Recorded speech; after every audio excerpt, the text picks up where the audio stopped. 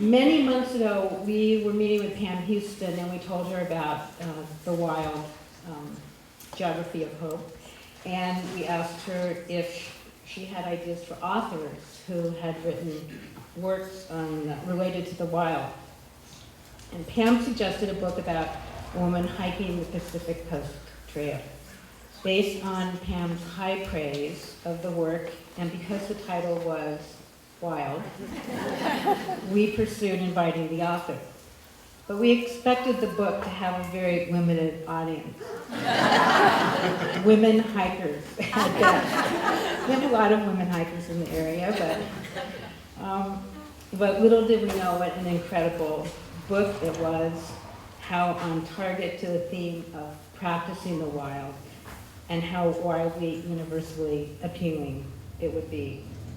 Wild is a well-written adventure story with a woman adventurer that keeps you on the edge of your seat and that makes you laugh and cry. It's a book that's hard to put down. It's an honest, revealing, and deeply psychological work without a word of psychobabble. It speaks about the profound healing that the wild offers. It encourages us to embrace our inner wildness, our emotional lives. It's a story of looking directly at hard things internally and taking on hard things externally. In other words, of not being stopped by our fears. These aren't the words of a publicity department at Random House. They are the reactions of readers, myself included, and other readers that have talked to us in the bookstore. And I can't recall another title. I'm going to cry. I can't recall another title in the 10 years I've been a bookseller that has been so universally and enthusiastically received, and deservedly so. I wanted to see a hand of those of you who have read Wild. So that few of you who haven't have a treat to look forward to. Cheryl has a new book coming out on July 10th, and I'm sure all of the local bookstores will be well stocked with tiny, beautiful things, advice on love and life from Dear Sugar. You can ask her more about that after she presents. She'll be speaking for about a half an hour and then in conversation with me for a while, and then we will open up to questions from you, the audience. So I want to thank Pam Houston for making the connection to Cheryl, and for Cheryl coming all the way to Point Reyes. And it's my pleasure to introduce Cheryl Strayed.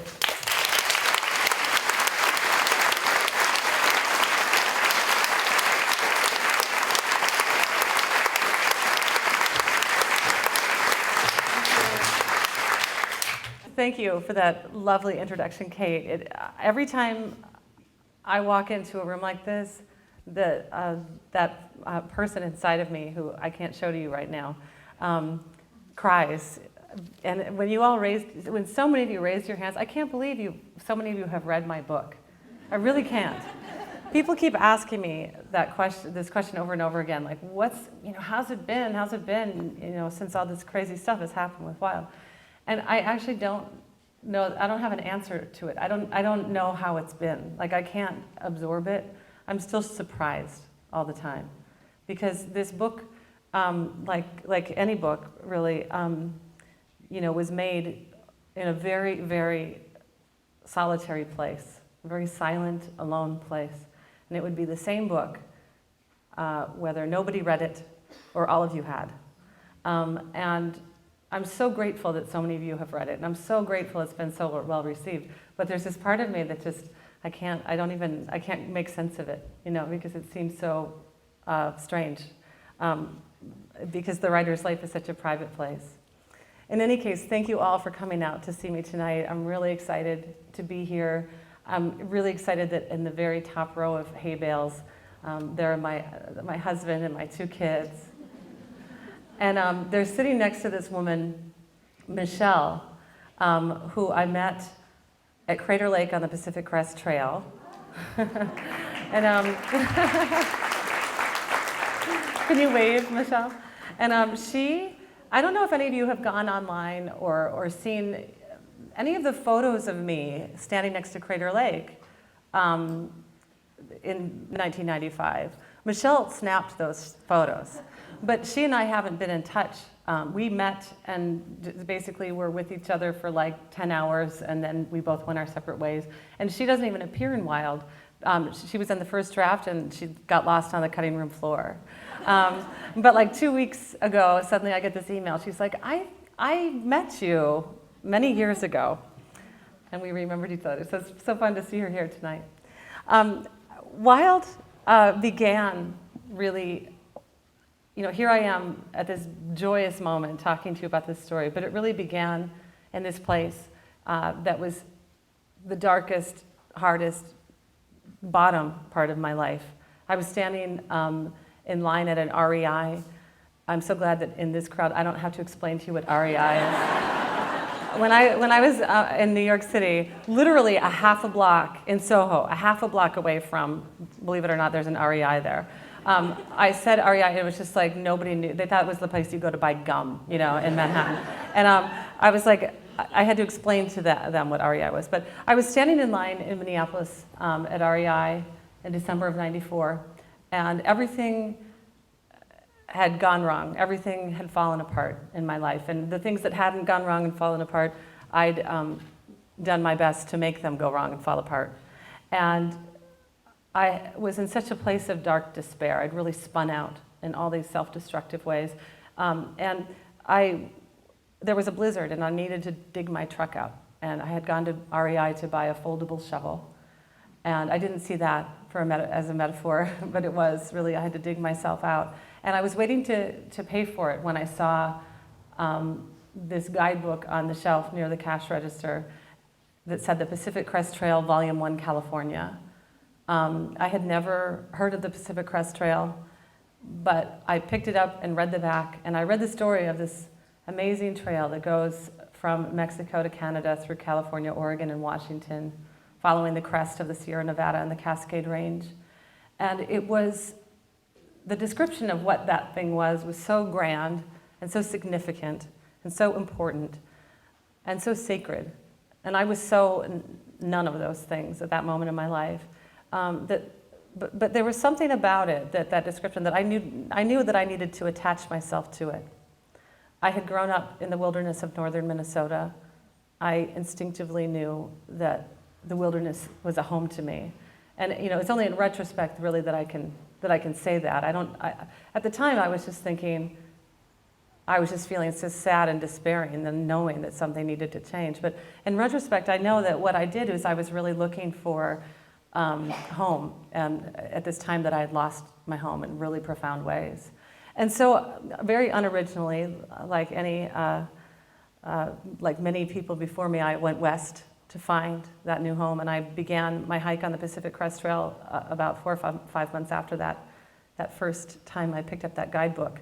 And I found myself on the first day I set out on my hike in this motel room in Mojave, California. And it was only then that it occurred to me that I had never gone backpacking before. Which, Wild is not a guidebook, by the way. It's not what to do. In fact, it's what not to do. Because what happened is I was a waitress in Minneapolis at the time, and I would get all these, every night I would come home with gobs of cash, and then the next day I'd go spend gobs of cash buying whatever the people at REI told me to buy. And I accumulated all this stuff, and I was like, it made me feel like an expert, because I owned all this gear. And then I also owned all this other stuff that wasn't necessarily important to bring on a backpacking trip, which I only really understood that first morning in that motel room in Mojave when I decided for the very first time to pack my backpack. Another thing not to do. The REI people kept saying, you really should, take it out on a trial run. And I just had one reason or another not to. And so there was no trial run. The trial run was hiking 1,100 miles on the Pacific Crest Trail by myself. So in that motel room, I packed the pack and couldn't get everything into it because I had too much stuff. and strapped everything onto the outside of it with bungee cords, and then remembered that I had decided to begin the first backpacking experience of my life in the Mojave Desert, where it turns out there is not any water. So I had to carry lots of water. And so I got all that water onto the pack and had everything ready to go, and found that I couldn't lift my pack. Could not lift it, not even like a teeny bit. You know, where some things are just heavy, but you can lift it. It was like totally not liftable, you know. As I say in the book, it was like trying to lift a Volkswagen Beetle, you know. It looks like you can lift it, but you can't lift it. And that's, you know, essentially the paradox. Like everything in that moment is the story of Wild. It's what Wild is about, is how did I bear a weight I couldn't bear, literally, physically, internally, emotionally, spiritually. It's the question we everyone in this room has had to answer at one point in our lives, and probably a few points over the course of our lives. How is it that we bear what we cannot bear? And I think that that's the story I was trying to tell in Wild, is this, by writing honestly about this one thing that I couldn't bear, this one monster backpack, the backpack that I nicknamed Monster, how I bore that monster over those miles, and then what happened to me inside. You know, I went out there not thinking about the physical. I went out there thinking about that I was going on a spiritual quest that would heal me. And what happened is I got out there and I realized that I didn't have the luxury of the spirit. I didn't have the luxury of the emotion. It was all about the body. And it was all about bringing my body over that terrain and doing what it was needed to survive. And that was tremendously healing to me in the end. There's a whole lot I learned. That's an understatement. My pack was too heavy. I couldn't lift it. I got it on my body. You'll have to read the book to see how. I couldn't stand up. I couldn't stand up beneath it. I was hunching, and I set out on my hike. And I also thought I would. So I got out there and I realized that there were no people out there. I didn't see another human being for the first 8 days of my hike. Just those 8 days alone were just this incredibly profound experience without another human being. I thought it would be like a bunch of day hikes kind of back to back, you know, picnics, barbecues, chance meetings, you know, and instead it was just me by myself under this tremendous pack. And I met animals, and I had snow, and I had heat, and I had all kinds of things. And by about day 10 or 11, I did finally meet another hiker, and he told me something that I didn't know, and that was that I was hiking during a record snow year. It was the summer of 1995, and he said the whole Sierra Nevada is just socked in. You know, we can't essentially walk in the high Sierras because it's buried under snow. And so what ended up happening is I, like many PCT hikers that summer, had to do these bypasses. And so the section I'm going to read to you, I'm about a month out on the trail. And what I was doing is at different points having to get off the trail and hitchhike around big sections and get on further north where there were lower elevations and less snow. And this was another thing I didn't expect, how much I would have to do this thing that women are not supposed to do, hitchhike, and I did. So I'm going to read a passage to you. Like I said, it's about a month out, and I'm trying to escape some snow. And I think, hi there. I don't think you need to know anything else. I told you, so anyone I would meet, especially if I met men who were not also hiking the trail, if I met like civilians, they would always say, well, of course you've got a gun, right? And of course I did not have a gun, but I did have the world's loudest whistle. And I knew it was the world's loudest whistle because the packaging said so. And that was my one protection. And I think that's all you really need to know for this section. It's just about 12 minutes. Can everyone hear me? Okay.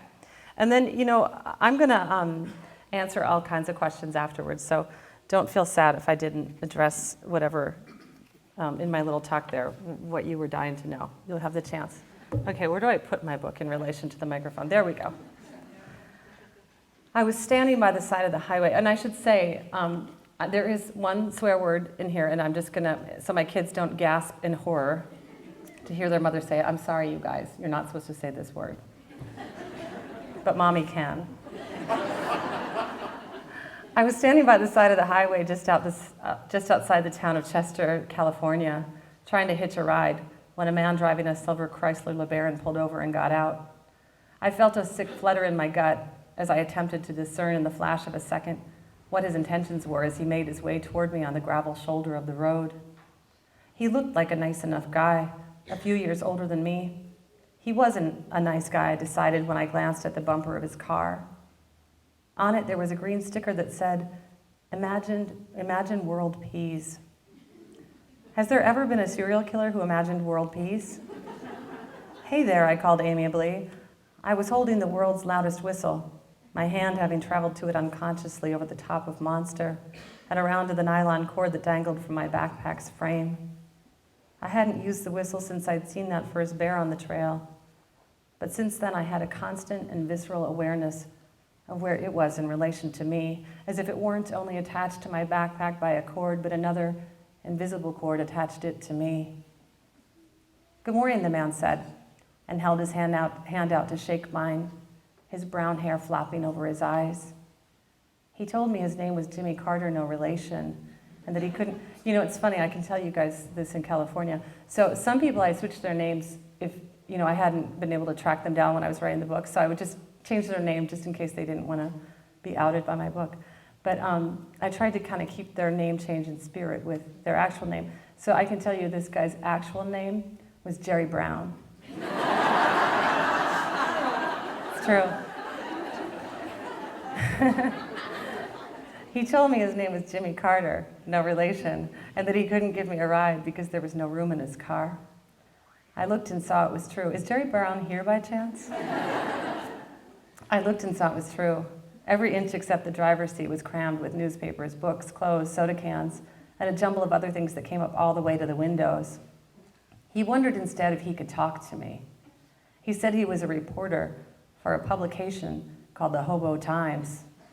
He drove around the country interviewing folks who lived the hobo life. "I'm not a hobo," I said. "I'm a long-distance hiker." I let go of the whistle and extended my arm toward the road, jabbing my upright thumb at a passing van. "I'm hiking the Pacific Crest Trail," I explained, glancing at him, wishing he'd get in his car and drive away. I needed to catch 2 rides on 2 different highways to get to Old Station, and he wasn't helping the cause. I was filthy and my clothes were even filthier, but I was still a woman alone. Jimmy Carter's presence complicated things, altered the picture from the vantage point of the drivers passing by. I remembered how long I'd had to stand by the side of the road when I'd been trying to get to Sierra City with Greg. With Jimmy Carter beside me, no one was going to stop. "So how long you been out on the road?" he asked, pulling out a pen and a long, narrow reporter's notebook from the back pocket of his thin corduroy pants. His hair was shaggy and unwashed. His bangs concealed and revealed his dark eyes, depending on how the wind blew. He struck me as someone who had a PhD in something airy and indescribable. The history of consciousness, perhaps. Sorry if anyone has that degree.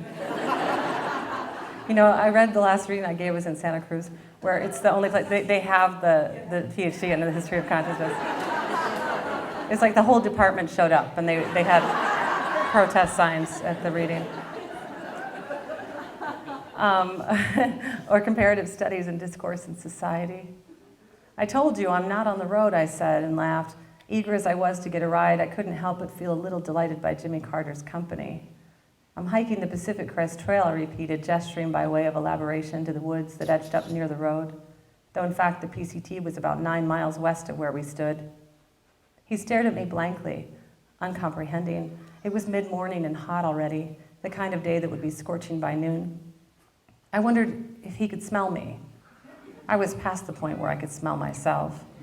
I took a step back and dropped my hitchhiking arm in surrender. When it came to getting a ride, until he left, I was screwed. "It's a national scenic trail," I offered, but he only continued looking at me with a patient expression on his face, his unmarked notebook in his hand. As I explained to him what the PCT was and what I was doing on it, I saw that Jimmy Carter wasn't bad looking. I wondered if he had any food in his car. "So, if you're hiking a wilderness trail, what are you doing here?" he asked. I told him about bypassing the deep snow in Lassen Volcanic National Park.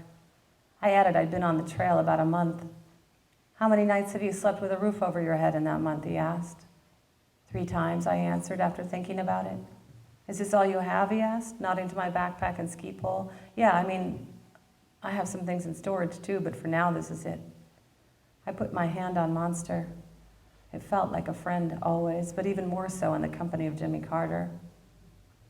"Well, then I'd say you're a hobo," he said, and asked me to spell my first and last names. I did, and then wished I hadn't. "No fucking way," he exclaimed when he had it all down on the page. "Is that really your name?" "Yeah," I said, and turned away as if searching for a car so he wouldn't read the hesitation on my face. It was eerily silent until a logging truck came around the bend and roared by, oblivious to my imploring thumb. "So," Jimmy Carter said after the truck passed, "we could say you're an actual stray." "I wouldn't say that," I stammered. "Being a hobo and being a hiker are 2 different things, you know." I looped my wrist into the pink strap of my ski pole and scraped the dirt with the tip, making a line that went nowhere. "I'm not a hiker in the way you might think of a hiker," I explained. "I'm more like an expert hiker." I hike 15 to 20 miles a day after day, up and down mountains, far away from roads or people or anything, often going days without seeing another person. Maybe you should do a story on that instead.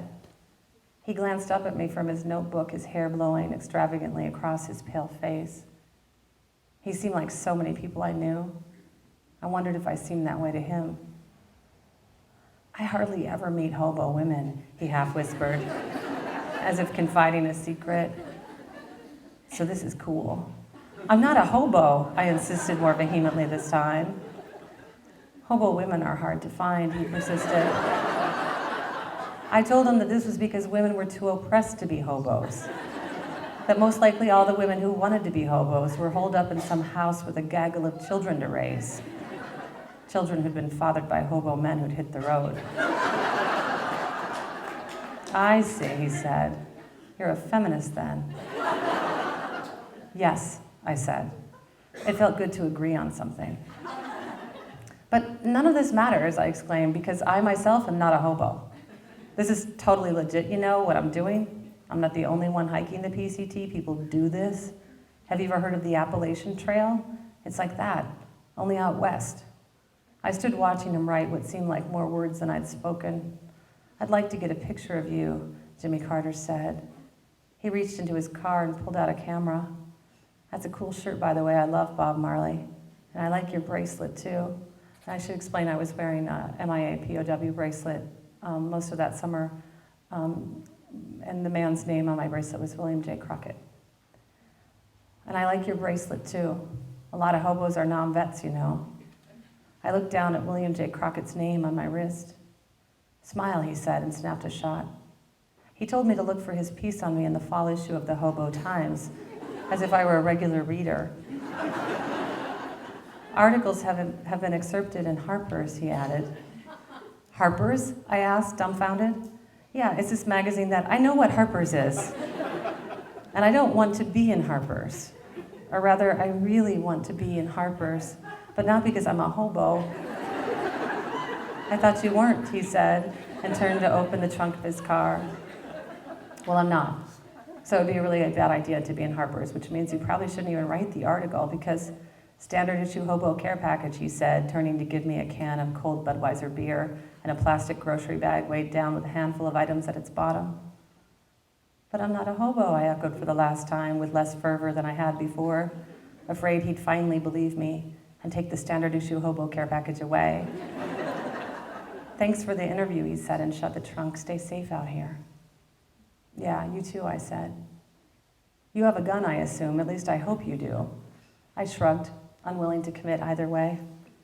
"Because I know you've been south of here, but now you're going north, which means you're soon entering Bigfoot country."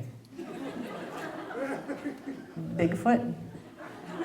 Yeah, you know Sasquatch? No lie. From here all the way up to the border and into Oregon, you're in the territory where most of the Bigfoot sightings in the world are reported. He turned to the trees as if one might come barreling out at us. A lot of folks believe in them, a lot of hobo folks. Folks who are out here, folks who know. I hear Bigfoot stories all the time. Well, I'm okay, I think. At least so far, I said, and laughed, though my stomach did a little somersault. In the weeks preceding my hike on the PCT, when I decided not to be afraid of anything, I'd been thinking about bears and snakes and mountain lions and strange people I met along the way. I hadn't pondered hairy humanoid bipedal beasts. But you're probably fine. I wouldn't worry. Chances are they'll leave you alone, especially if you have a gun. Right, I nodded. Good luck on your hike, he said, getting into his car. Good luck finding hobos, I said, and waved as he drove away. I stood there for a while, letting cars pass without even trying to get them to give me a ride.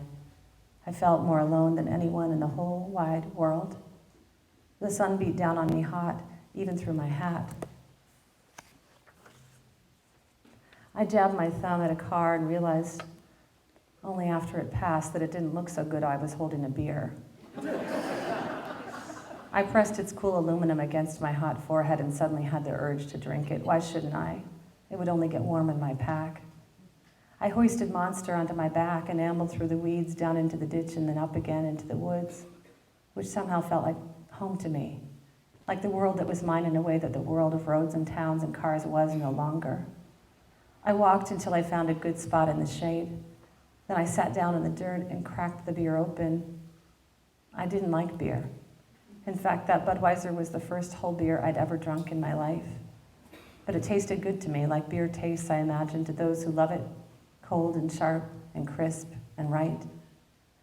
While I drank it, I explored the contents of the plastic grocery bag. I took everything out and laid each item before me on the ground. A pack of peppermint gum, 3 individually wrapped wet wipes, a paper packet containing 2 aspirin, 6 butterscotch candies in translucent gold wrappers, a book of matches that said, "Thank you, Steinbeck drug," a Slim Jim sausage sealed in its plastic vacuum world, a single cigarette in a cylindrical faux glass case, a disposable razor, and a short, fat can of baked beans. I ate the Slim Jim first, washing it down with the last of my Budweiser, and then the butterscotch candies, all 6 of them, one after the other. And then, still hungry, always hungry, turned my attention to the can of baked beans. I pried it open in tiny increments with the impossible can opening device on my Swiss Army knife. And then, too lazy to rummage through my pack for my spoon, I scooped them out with the knife itself and ate them hobo style from the blade.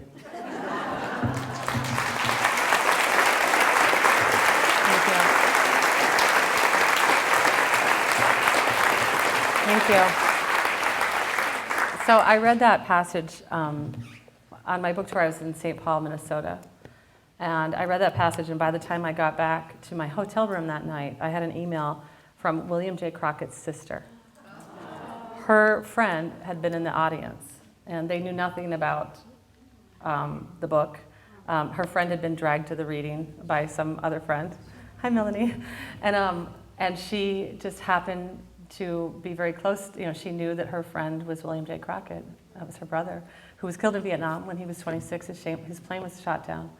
And so she sent me an email. She said, I was 17 when my brother was killed, and she told me all about him. And it was so moving to me that, you know, I got to connect with her through this chance thing. And just because somebody heard it in the audience. Yeah. So listen, I think that I'll invite Kate up on stage now. I think she's going to talk to me, and then we're going to have a conversation, and then we'll open it up and take your questions. Thank you for being such an attentive audience.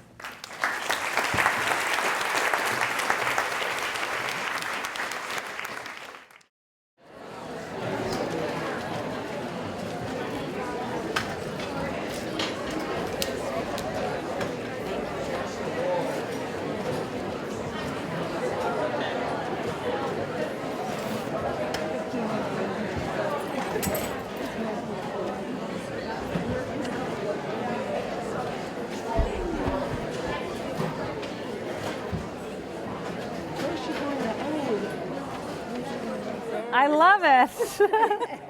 My first hiking boot.